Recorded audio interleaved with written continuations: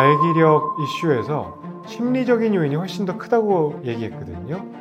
많이 하면 할수록 기질적인 원인 극복에도 도움이 되고 정서적인 요인에서도 크게 도움이 될 수 있습니다. 성생활과 관련해서는 제일 좋다는 연구들도 있습니다. 자위를 하지 않는 분들은 정액이 계속 안에 누적되고 고여 있다 보면은 고여 있는 액체는 염증이 올 수 있어요. 가끔씩이라도 배출을 발기에도 단계가 있다고 하던데요. 남성 성기능은 어떤 방식으로 작동하나요? 발기라는 거는 표현이 좀 그렇지만 종합 예술? 그러니까 여러 가지가 관여한다는 얘기죠. 발기는 일단 자극이 들어와야 되겠죠? 고추가 이렇게 일어나려면은 뭔가 성적인 자극, 섹슈얼 어라우절이라고 하는데 동기부여가 돼야지 먼저 올 거예요. 그러면 그 자극은 어디서 오냐? 눈으로 보는 시각, 촉각, 청각, 텍타일 센스, 만지는 거, 이런 여러 가지를 통해서 복합적으로 감각을 우리가 수용을 하면은 이게 뇌로 들어가겠죠? 뇌에서 어떤 신호가 발생을 합니다. 뇌에서 이제 성적 자극이 도달하면은 신호가 오면서 또 척추에 있는 천추에 있는 척수의 어떤 부교감 신경을 자극을 하게 됩니다.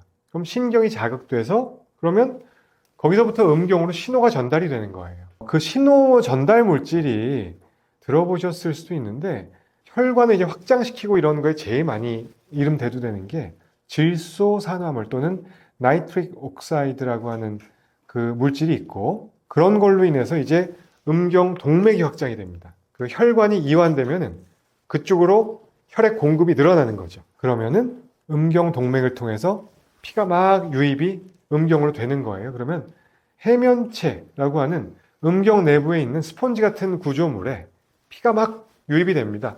그러면 음경이 커지겠죠. 근데 그것만으로 끝나면 안 되고 그 해면체가 커지고 확장이 되면서 동시에 주변의 정맥이 압박을 받게 돼요. 무슨 얘기냐면은 피 공급이 늘어나고 그만큼 빠져나가면은 그냥 순환만 되고 음경이 금방 커졌다 쪼그라들어야 되는데 발기가 유지가 된다는 거는 피 공급이 늘어났어요. 어떤 이유로 해서 늘어났고 그 다음에 그 피가 빠져나가지 않고 거기에 머물러 있어야 되잖아요. 그 상태가 발기가 유지되는 상태입니다.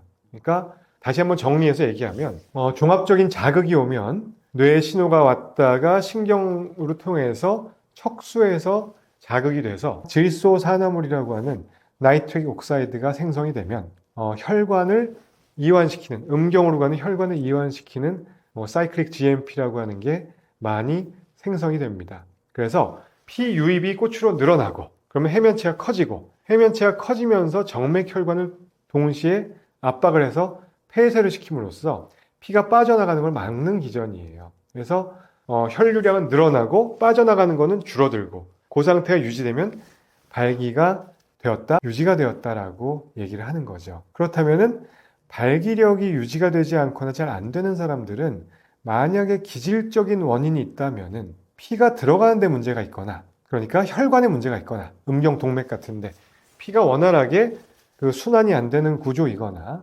또는 빠져나가는 걸 막아줘야 되는데 정맥 폐쇄의 부전이라고 하는 빠져나가는 거를 막아주는 힘이 약하거나 이런 것들을 생각해 볼 수가 있을 겁니다. 물론 그 전 단계에서 자극이 중요하다고 했는데 그 뇌로 전달되는 어떤 신호나 자극이 부족한 경우는 어떤 심리적인 요인도 당연히 있는 거죠. 그래서 우리가 발기가 어떻게 되는지를 메커니즘을 어느 정도 이해를 해야 어떤 발기력이 왜 왔는지 원인도 알 수가 있고 그에 따른 치료를 하는 것도 의미가 있을 겁니다. 그래서 기질적인 원인이냐 심리적인 요인이냐도 생각해 볼 필요가 있는 거고요. 그에 따라서 생활 습관 개선이 더 중요하냐 아니면 약물 치료가 중요하냐 이런 게 다 일맥상통하는 부분이 있습니다.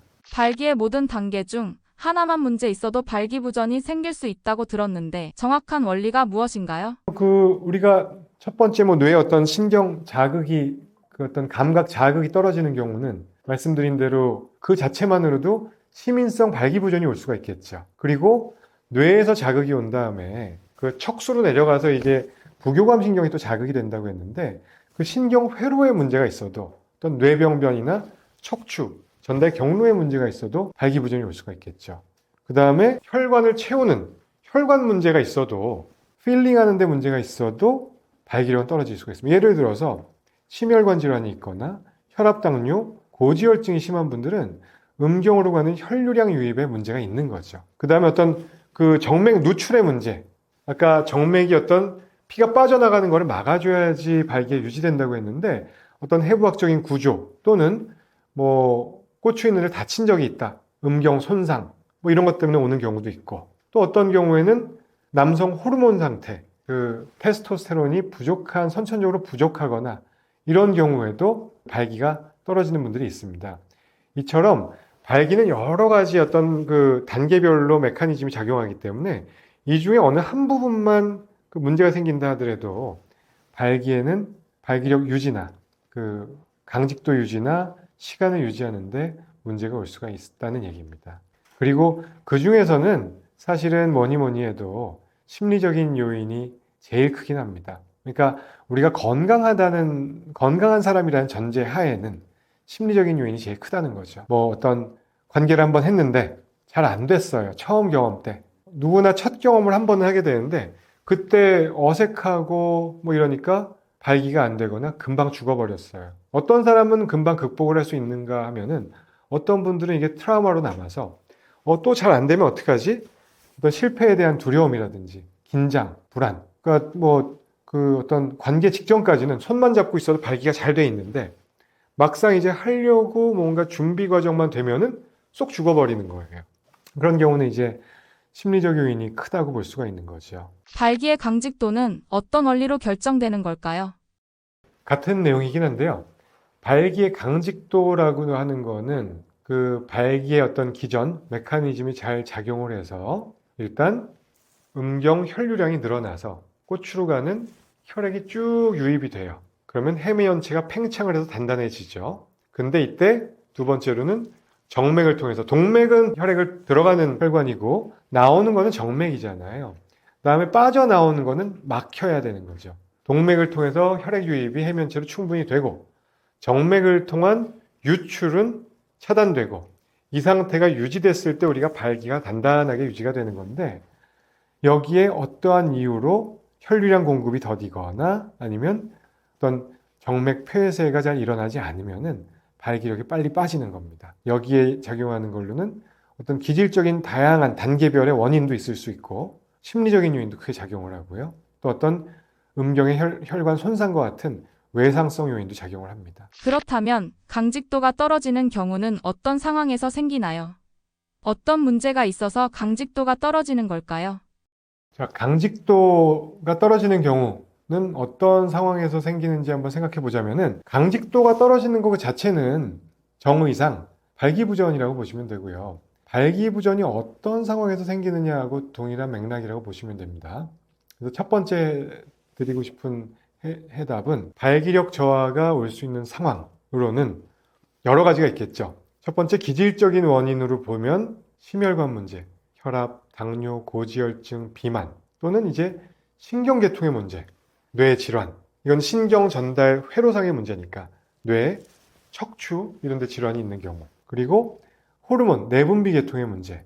남성 호르몬 수치가 선천적으로건 후천적으로건 어떤 연유에서건 바닥 상태라면은 성욕감퇴도 오고 성기능 저하도 올 수 있죠. 갱년기도 비슷한 맥락인 거고요. 그 다음에 어떤 경우에는 약물 영향으로 오는 경우도 있습니다. 뭐 정신건강의학과 약제 중에 발기력 떨어뜨리는 약제도 꽤 있고, 혈압 약제 중에도 그런 게 있을 수 있고요.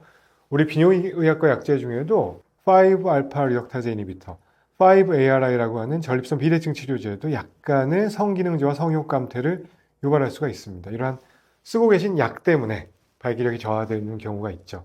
이런 것들을 총망라해서 기질적인 원인이라고 보고요. 그리고 뭐 우리 음경 부위에 다쳤거나 손상을 받은 경우에 혈관에 손상이 있으면 당연히 그 피가 채워지거나 또 빠져나가는데 어떤 그 문제가 있어서 발기가 안 될 수가 있겠죠. 이런 부분까지를 우리가 기질적인 원인에 의한 발기부전이라고 보고요. 근데 이거보다 훨씬 많은 빈도로 건강한 사람에서는 심리적인 원인이 작용을 한다는 거죠. 그러니까 어떤 그 심리적인 원인이라는 거는 내가 예민해, 걱정이 많아 이런 것뿐만 아니고 많은 것들을 내포합니다.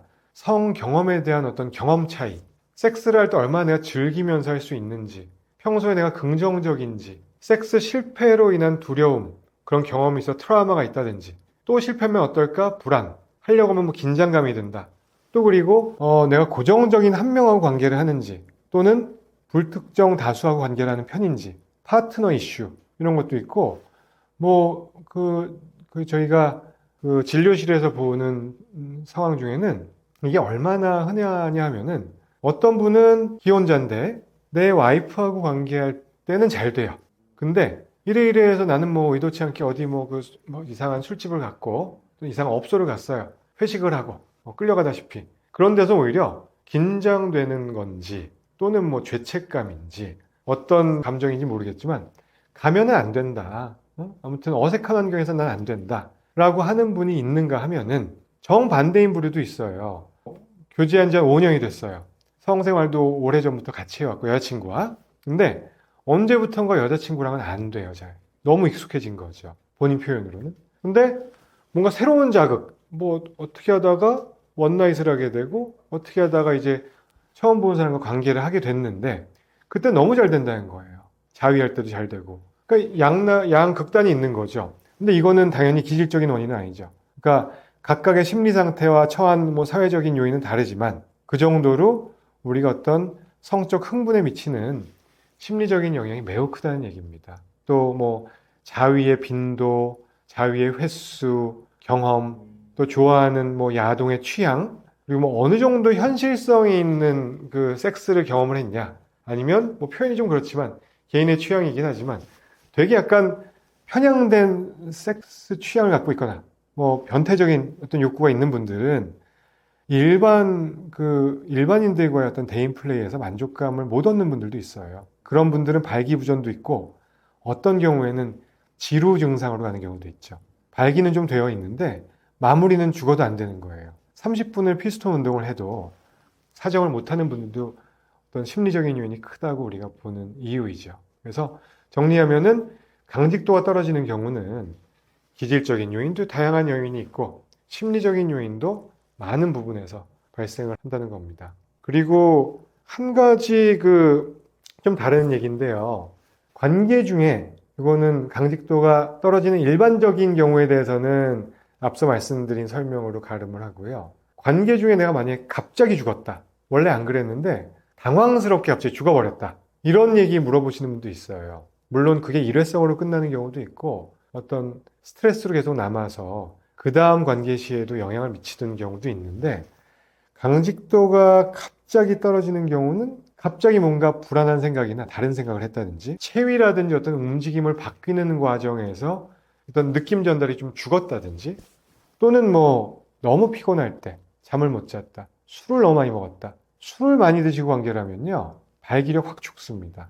흡연도 그렇고요. 그래서 과음한 상태에서는 발기약을 써도 효과가 줄어들 수 있고 관계가 확 죽어버리는 경우가 꽤 있습니다. 상대방의 어떤 리액션에 대해서 좀 과하게 해석하는 분들도 있어요. 그런 경우에 확 죽어버리는 경우가 있다는 얘기예요. 그러니까 갑자기 죽는 경우는 뭐 제가 들어본 경우로는 술 많이 먹고 관계했을 때 그냥 잘하다가 갑자기 뭐 확 죽었고 그 뒤로 발기가 안 됐어.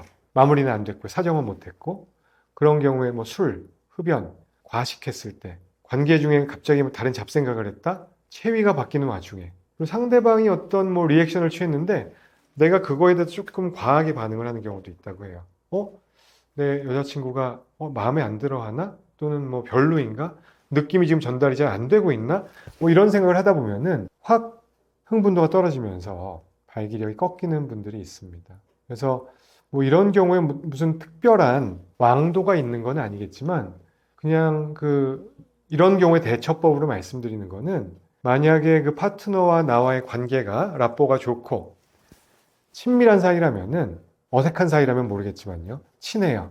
배우자라든지 여자친구예요. 그러면은 그냥 힘든 경우에 다시 강직도가 일어나지지 않는다면은 일단 빼요. 마무리를 일단락 짓고 시간이 허락하면은 다시 처음부터 시작하는 거예요. 그래서 전이 과정부터. 그러려면 좀 약간의 립 서비스도 필요하고 교감이 더 필요하겠죠.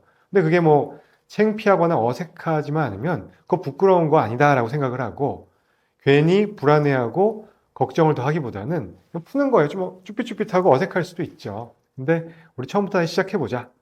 그렇게 하다 보면은 오히려 두 번째 시도할 때 더 잘 되는 경우들이 있습니다. 그래서 딱 중단됐다고 해서 중단하고 그냥 뭐 다 끝내버리지 말고 다시 한번 처음부터 차근차근 시작을 하거나 또는 술이 너무 많이 취해 있거나 하면은 그냥 대화를 열심히 해서 풀고 그 다음에 기상을 했을 때 다시 한번 시도를 해보는 것이 어떨까 싶을 것 같고요. 너무 이것 때문에 자책을 하거나 부끄러워하거나 뭐 이러실 필요 없고 허심탄회하게 파트너와 상의를 해가면서 교감을 하는 게 중요할 것 같습니다.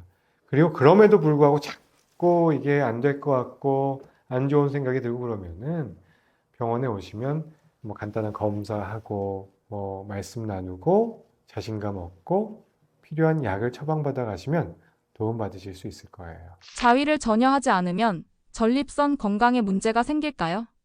병원에서 환자분들이 흔히 하시는 질문 중에 자위는 하는 게 좋습니까? 안 하는 게 좋습니까? 또는 너무 이걸 빼주지 않으면 사정을 안 하고 있으면은 뭐 전립선 암 생기는 거 아닙니까? 이런 질문들을 하시는 분들이 있습니다. 그래서 이에 대해서 뭐 건강과 관련된 많은 연구가 있는 건 아니지만 명확하게 나온 거는 자위를 하지 않는 분들은 정액이 계속 안에 누적되고 고여 있다 보면은 고여 있는 액체는 고인물이 썩듯이 염증이 올 수 있어요. 우리가 전립선액, 정액에 염증이 오는 거를 그러니까 우리가 정액에는 전립선액도 일부 포함되어 있고 정낭에서 배출하는 것들이 어떤 그 볼륨의 부피의 대부분이거든요. 이런 경우에는 만성적으로 전립선염이나 정낭염 같은 게 올 수 있습니다.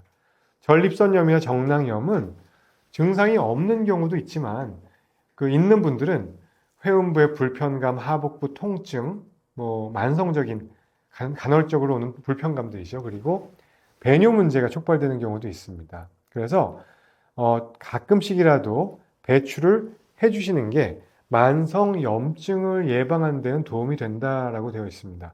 그리고 한 연구에서는 전립선 암과 전혀 상관이 없다라고 하는 연구 결과들이 있었고요. 암을 유병률이 좀 높다는 연구도 한 건 있긴 했는데 크게 통계적으로 유의한 것 같지는 않습니다. 그래서 대규모 연구에서는 전립선 암을 유발하거나 사정을 안 한다고 해서 그런 것들은 없는 것으로 결론을 냈습니다. 반면에 하버드에서 연구한 연구 결과에서는 주기적으로 섹스가 됐건 자위를 통해서 사정을 해주는 사람들은 정신건강 측면에서 더 행복한 삶을 살고 있다더라 라고 하는 어떤 관찰 연구 같은 게 있습니다. 그래서 제 생각에는 어떠한 뭐 너무 이거를 무리해서 그 사정을 빼주실 필요는 없지만 조금이라도 어떤 니드가 있고 성욕이 있고 살아있다면은 가끔씩 한 달에 한 번이라도 관계를 하시건 아니면은 자위를 통해서라도 파트너가 결여돼 있거나 하면은 내 손으로라도 좀 배출을 해주시면은 여러모로 괜찮을 것 같다는 생각입니다. 남성 호르몬을 높이거나 발기부전에 도움이 되는 운동이 있다면 어떤 게 있고 발기력이 강해지는 원리는 어떤 걸까요? 자, 남성 기능을 올리기 위한 운동법이 있을지 개인적인 그 견해를 말씀드리자면은 남성 기능이라고 하면은 발기력을 포함한 성 기능 첫 번째 그리고 남성 호르몬 수치 즉 남성 갱년기와 관련된 것들이겠죠.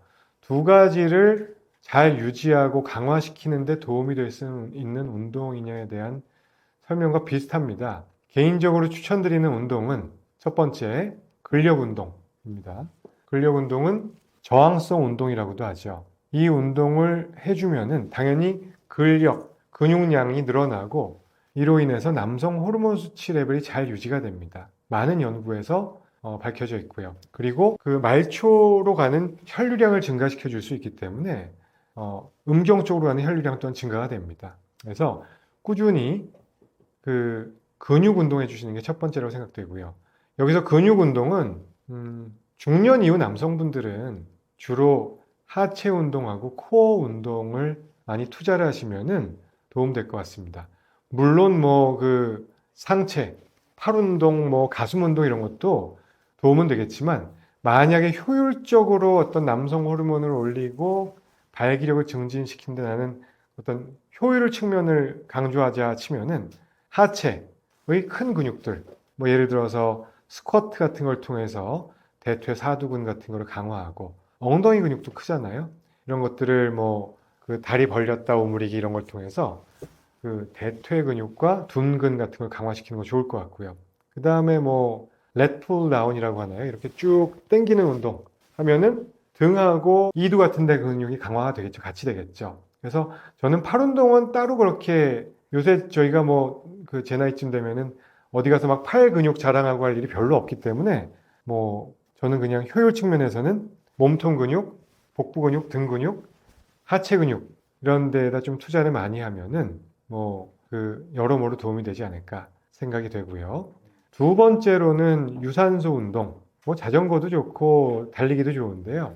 저는 달리기를 러닝을 매우 추천을 하고 있습니다. 러닝을 할 때는 첫 번째 근력 운동과 병행을 하는 게 당연히 좋다는 연구가 많고요. 그 러닝 할 때 도움되는 운동들이 아까 말씀드린 근력 운동 중에서도 하체 운동하고 코어 잡는 게 매우 중요하거든요. 달리기는 뭐 하체로만 뛰는 거 아니고 장거리 달리게 되면은 코어의 중요성은 물론 매우 중요하죠. 나중에는 진짜로 그 장거리를 뛰게 되면은 팔 운동도 물론 중요하긴 합니다. 팔치기나 이런 피칭을 해야 되니까요. 그런데 일단은 거기서도 하체와 코어 근육이 중요하고 달리기의 어떤 그 효용은 정말 아무리 강조해도 지나치지 않은 것 같습니다. 정말 숨가쁘게 운동하면은 말초로 보내는 혈류량이 증가가 되니까 발기력 증진에도 도움이 되고 적당한 달리기를 했을 때는 남성 호르몬 수치를 유지하고 이런데 매우 도움이 됩니다. 그리고 달리기의 또 다른 효과는 뭐 단체로 뛰는 사람들도 물론 있지만 혼자서도 얼마든지 하실 수 있는 운동이잖아요. 혼자 뛰었을 때 뭐 새벽에 명상 같은 거 하면서 뛰기 참 좋거든요.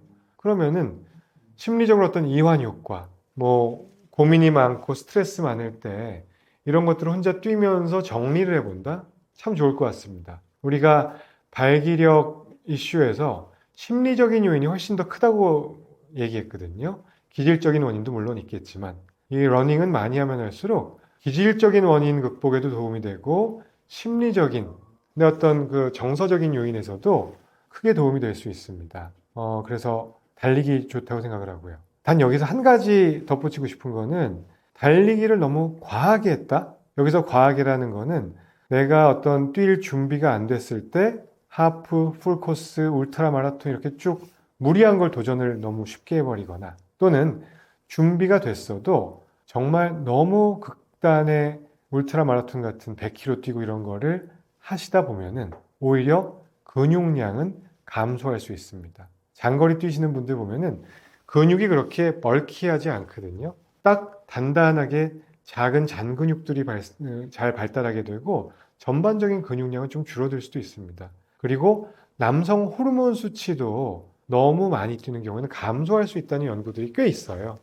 10km 자주 뛰는 사람들, 풀코스 뛰는 사람들, 그 울트라 마라톤 뛰는 사람들 연구한 결과들도 있는데 오히려 장거리를 너무 많이 그거를 우리가 주기적인 인듀어런스 트레이닝, 그 장거리 운동을 했을 때, 장거리 유산소 운동을 했을 때 남성 호르몬 수치 떨어질 수 있다는 연구들이 있거든요. 그러니까 적당히 러닝을 하시는 거는 매우 좋을 수 있고 그 이후에는 조금 주의사항이 있다는 얘기입니다. 세 번째로 근력 운동, 유산소 운동에 이어서 세 번째로 추천드리는 운동은 케겔 운동입니다. 그 케겔 운동은 여성의 어떤 요실금 증상 개선에도 도움이 되고 남자들의 전립선 증상, 배뇨 장애를 도와주는데도 개선이 되지만 그 근본적으로 남자에서는 성기능 강화에 도움이 됩니다. 남성 호르몬 올리는 데는 큰 도움은 안 되겠고요.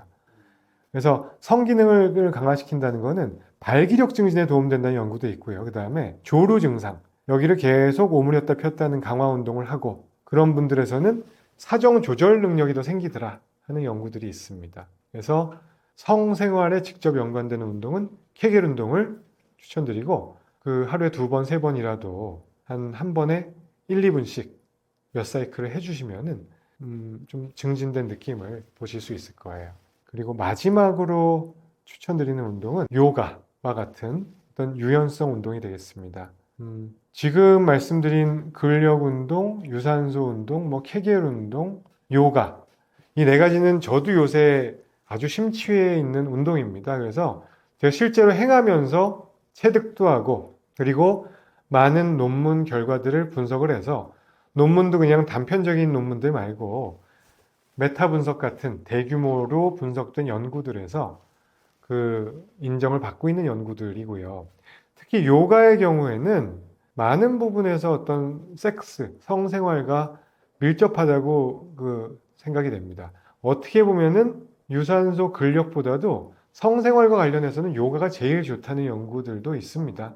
물론 남성 호르몬 수치 관련해서는 그 효과가 조금 떨어지지만 성생활에 직결되는 거는 요가일 수도 있다고 생각되는 게 일단 요가는 근본적으로 유연한 자세를 증진시킬 수 있는 자세 운동, 물리적인 육체 운동이기도 하고요. 나중에 고난도 자세들도 많기 때문에 생각보다 힘듭니다. 그리고 근력 운동 부분도 분명히 있습니다. 이거를 등척성 운동 같은 근력 운동, 자세 조절 능력에도 물론 도움이 되고요.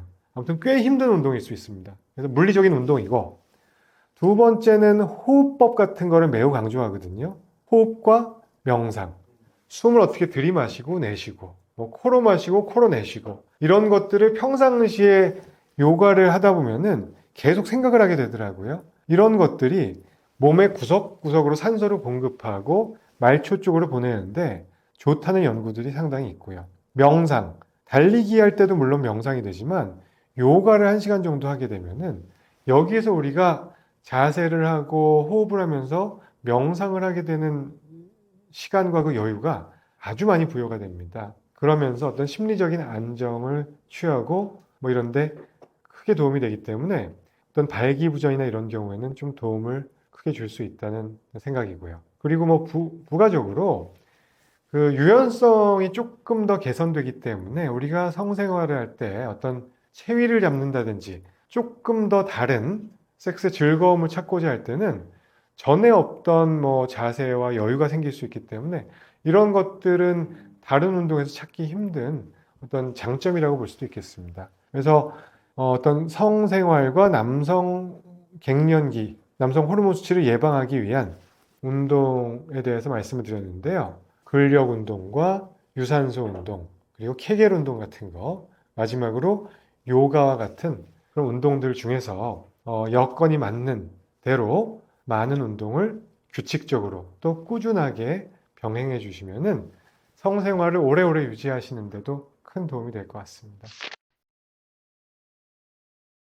성 기능에 대해서 또 그리고 전립선 질환에 대해서 이야기를 나눠봤습니다. 사실 드리고 싶은 다른 질환에 대한 내용들이 참 많습니다. 비뇨의학과에서는 뭐 꼭 섹스, 성기능, 남성 갱년기에 대한 내용뿐만 아니고 전립선 암과 같은 종양들, 방광암, 전립선암 이런 암 질환도 보고 또 성병에 대한 이슈들도 많이 있습니다. 또 남자, 어른뿐만 아니고 여성분들, 어린이들도 오는 배뇨에 대한 전반적으로 다 보는 과가 되겠습니다. 그래서 오늘 시청해 주신 분들께서 어떤 배뇨 관련된 이슈가 있거나 남성에 대한 이슈가 있는 분들께서는 가까운 비뇨의학과를 꼭 찾아서 상담을 해주시면 좋겠습니다. 그리고 저는 잠실 서울 비뇨의학과에서 계속 진료를 하고 있으니까 뭐 궁금하신 점이 있거나 또는 진료를 원하시는 분들은 꼭 내방을 해서 말씀 나누시면 좋겠고